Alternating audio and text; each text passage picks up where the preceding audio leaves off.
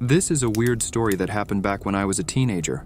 My grandparents had a small farm located in the countryside. It wasn't a commercial farm, just something they had to support themselves. However, when they got older and it was more difficult for them to maintain the farm, they quit using most of the facilities, especially the barn. It just sort of sat there and was used as a storage area mainly. Every Thanksgiving and Christmas, it was a family tradition to go to our grandparents' house. I was 15 years old, so I wasn't enjoying hanging out with the adults in my family anymore. Listening to the stories of when I was a kid or when my parents were kids was just not that fun anymore. We had Thanksgiving dinner early. It was about 2 p.m. Afterward, I was beginning to feel a bit antsy. I let my parents know that I was going to go and explore a little bit. I didn't even think of asking my younger brother and sister if they wanted to go. It was fine because honestly, I felt like being by myself. I knew that I didn't really have a lot of time to explore before it got dark. So I set out and made sure I knew how far I could go and still get back before the sun had set. I didn't do the greatest job at it though. If you've ever been out exploring the woods, you might probably know what I mean.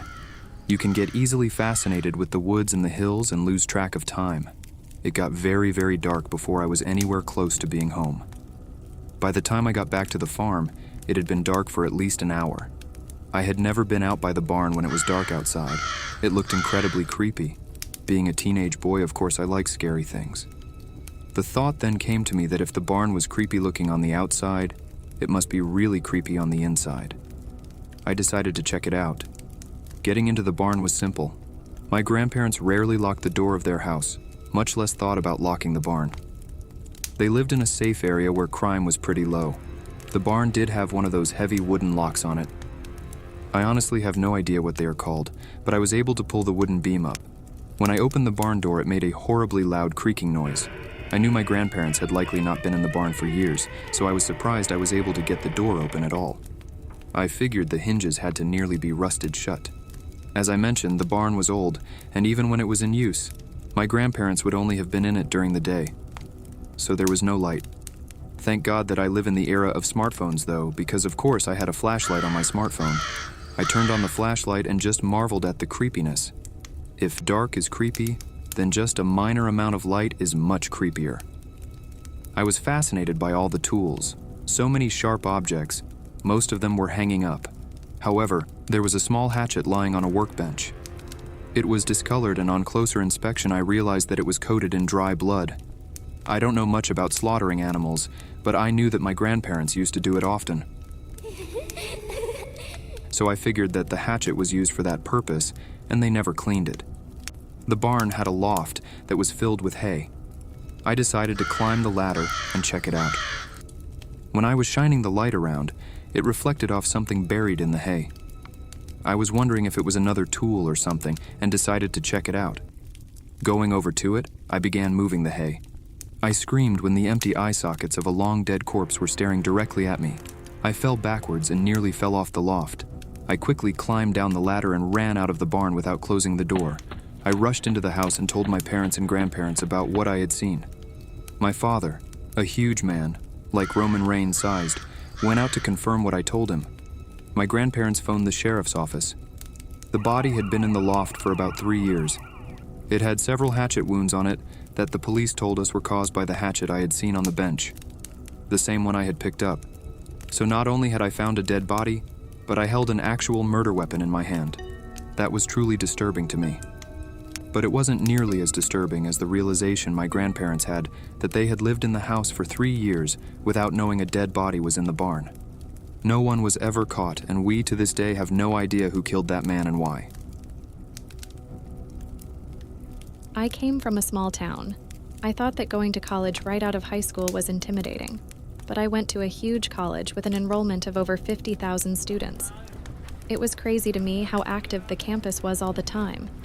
If I thought that was a culture shock, it was nothing compared to what happened during Thanksgiving break.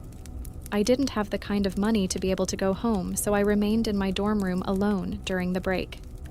I was one of the few people not only alone in the dorm building, but on the entire campus. What had so recently been a metropolis of people had become a barren wasteland. If the loneliness wasn't enough, a snowstorm hit the night before Thanksgiving. I recall waking up in the morning at about 7 a.m. and looking out across a completely barren and snowy campus. Now, I suppose to some this doesn't seem weird at all, but it was a complete shock to me. Honestly, I spent the entire day on Wednesday in my dorm room, looking out over the campus. I didn't even have the nerve to go out. However, I guess I began getting steer crazy on Thanksgiving. I had gotten myself a frozen turkey dinner that I was going to make in my microwave, but I really wanted to get out. There was a Denny's on campus, so I thought I would go and have dinner there. The dinner went fine, but I was uneasy because there was another guy in the restaurant who wouldn't stop staring at me. It made me so uncomfortable. I normally like to take my time in a restaurant, but couldn't bring myself to do that this time. So immediately after I was done, I left. Walking to my dorm, I nervously kept looking over my shoulder. It didn't take long before I noticed that the guy was following me, and he was walking faster than I was. By the time I had gotten to the dormitory doorway, he was already up the front steps. He called for me to hold the door for him, but I didn't. He seemed old for a person living in the dorms, but if he was a student, he would have an electronic key card to let him. I looked back as I went up the stairs and saw him standing in the foyer. I'm not sure how much later it was, but I heard a knocking on my door. I got up and looked out the peephole and was surprised to see the man from outside standing in front of my door. I wasn't sure how he had gotten in, nor how he found my room. Rather than acknowledge him, I went back to my desk quietly. He knocked a few more times and then left. About 5 hours later, I heard another knock at the door. At first, of course, I expected it to be that man again.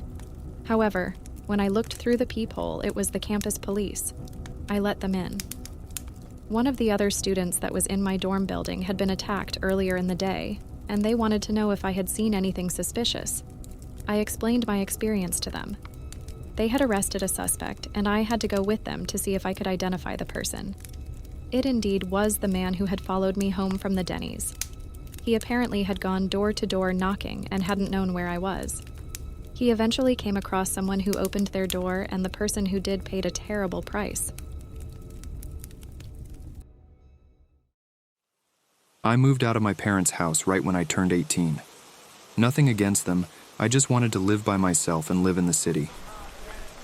I got myself a small studio apartment in Chicago. I had to work both the day before and the day after Thanksgiving that year, so I couldn't go home.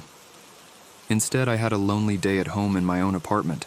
I'd never cooked a Thanksgiving dinner before and really didn't think that I needed that much food, so I just got myself a big TV dinner. I really hadn't realized how lonely I would be, though. In fact, the loneliness was so overwhelming that I also began getting cabin fever. I think I just wanted to be around other people. So, after I had eaten my TV dinner, I went out and went for a walk. It was cold outside, and there weren't a whole lot of people out.